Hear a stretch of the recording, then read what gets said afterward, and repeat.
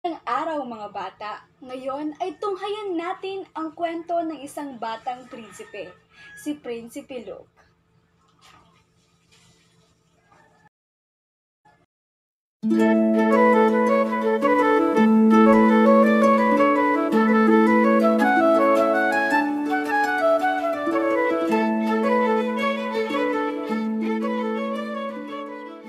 Sa isang malayong lugar, may isang prinsipe na nagngangalang Luke.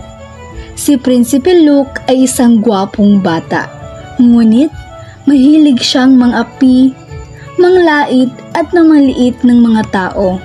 Sa katunayan, lagi niyang minamaliit ang mga katulong nila sa palasyo.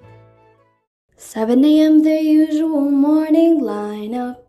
Starting the chores and sweep till the floor's all clean. Polish and wax, do laundry and mop and shine up. Sweep again and by then it's like 7:15, and so I'll read a book or maybe 2 or 3. I'll add a few new paintings to my gallery. I'll play guitar and knit and cook and basically just wonder when will my life begin. And I'll keep wondering and wondering and wondering and wondering when will my life begin. Ano ba? Ang kupad mo naman. Bilisan mo dyan at huwag kang kumanta. Nagkakainis ang boses mo at ang pangit pa. Ang sakit ng tenga ko dahil sa'yo. Pasensya na po, kamahalan. Hindi na po mauulit. Dapat lang! Hindi lang ang mga katulong nila sa palasyo ang minamaliit ng prinsipe, ngunit pati na rin ang mga tao sa kanilang nayon. Palagi niya ring tinatawanan ang mga taong may kapansanan. Isang umaga, ang prinsipe ay naglalakbay sa kanilang nayon. Hanggang sa di inaasahan, siya ay nakarating sa isang kagubatan. At doon ay nakakita siya ng napakagandang puno ng mangga na puno ng mga bunga.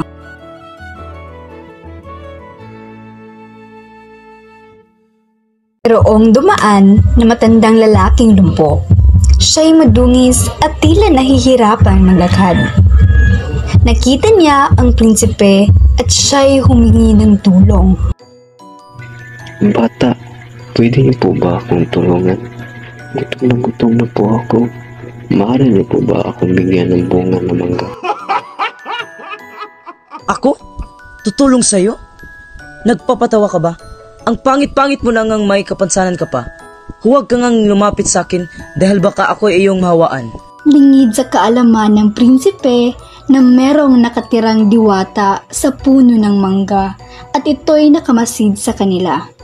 Nagibang anyo ang diwata bilang isang simpleng babae at kaniyang nilapitan ang kawawang lalaki.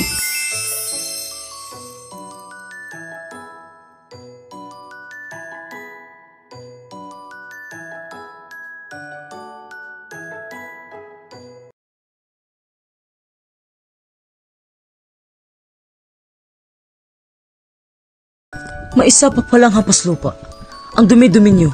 Umalis nga kayo dito.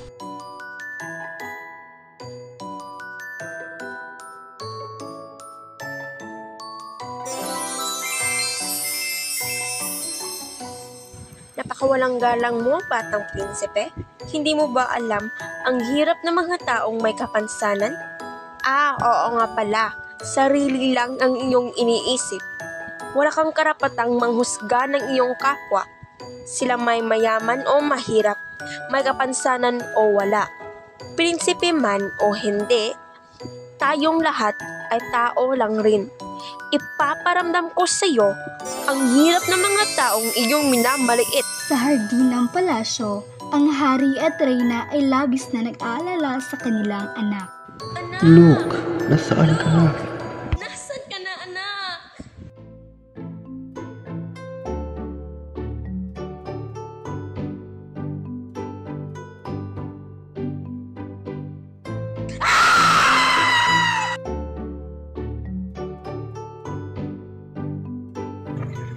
Tignan ninyo iyon.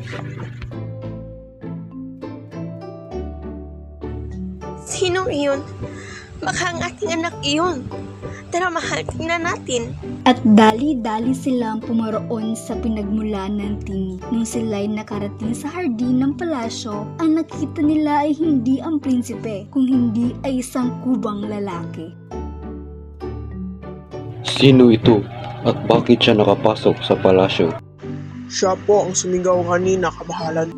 Ama, ina, maniwala kayo. Ako ito iyong anak, si Luke. Huwag kang magsinungaling, hindi ikaw ang anak ko. Wala akong panahong makipagbiruan sa iyo, bata. Sabihin mo ang totoo. Sino ka? Ama, ina, maniwala kayo. Ako ito iyong anak, si Luke. Tama na, hindi mo kami maluluko. Paalisin niyo siya at ipagpatuloy niyo ang paghanap sa prinsipe. Ngunit bigyan niyo siya ng tungkod para ito ay kanyang gagamitin. Ama! Ina! Ako nga ito si Luke! Maniwala kayo, ama! Ina! Tuluyan nang pinalabas ng mga gwardya ang prinsipe. Ang kawawang prinsipe ay naglalakad na mabigat ang damdamin at hindi alam kung ano ang kanyang gagawin upang makabalik sa dating anyo. Sa kanyang paglalakad ay nakita siya ng isang batang babae kasama pa ang ibang mga bata.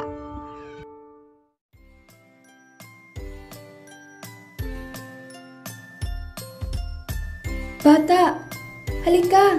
Sumali ka sa amin maglaro.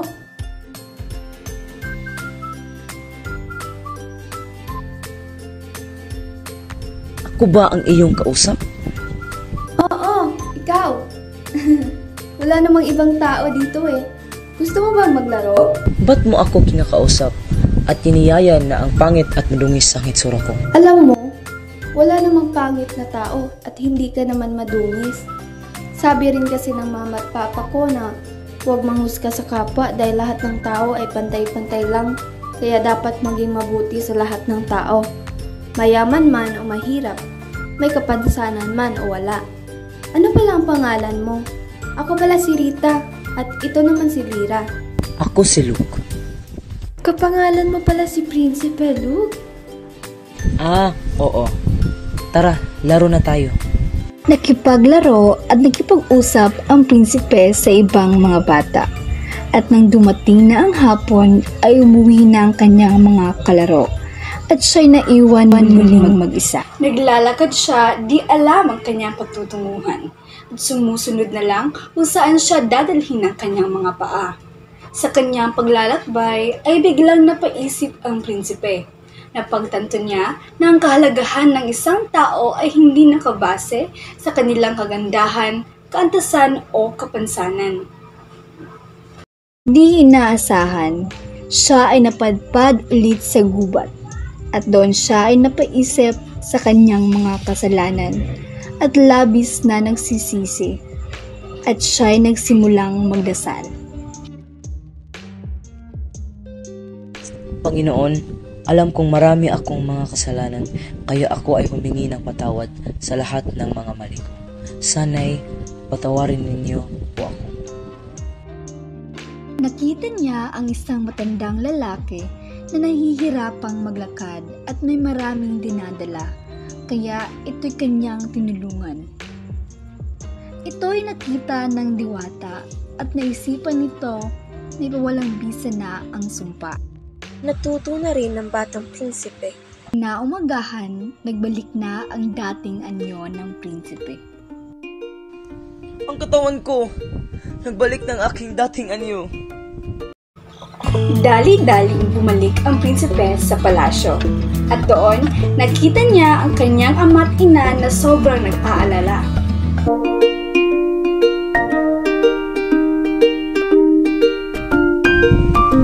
Inay!